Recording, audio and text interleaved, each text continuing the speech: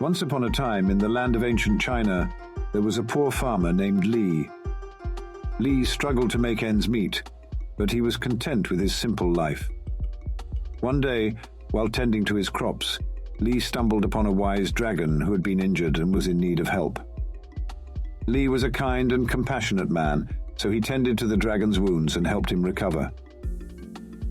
In gratitude, the dragon offered to teach Li the magic of cultivation, which would greatly improve his crops and his life. Li eagerly accepted the offer and soon began learning the secrets of cultivating magic from the wise dragon. As he learned the magic of cultivation, Li found that his crops flourished like never before. His rice paddies were filled with tall, strong stalks of rice, and his fields were full of healthy, vibrant vegetables.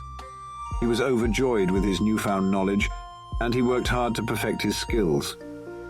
But with great power comes great responsibility, and Li soon realized that his magic came with a cost.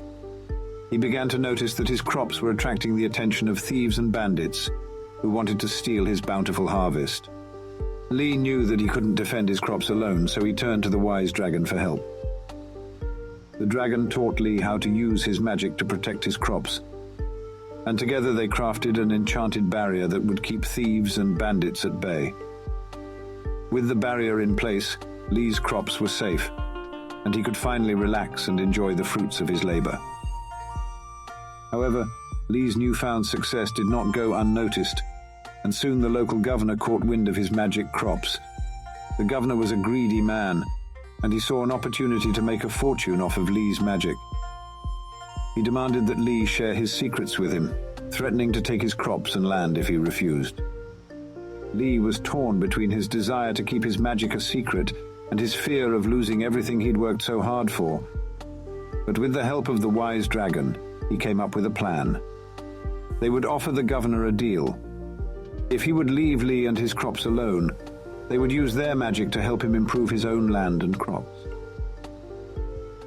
The governor, seeing the value of their offer, agreed to the deal, and Li and the wise dragon worked their magic to help him. The governor's land soon flourished, and he became a wealthy man without resorting to theft and greed.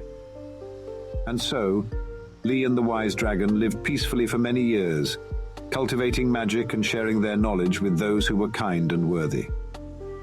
They became legendary figures in Chinese folklore, and their tale continued to inspire generations to come.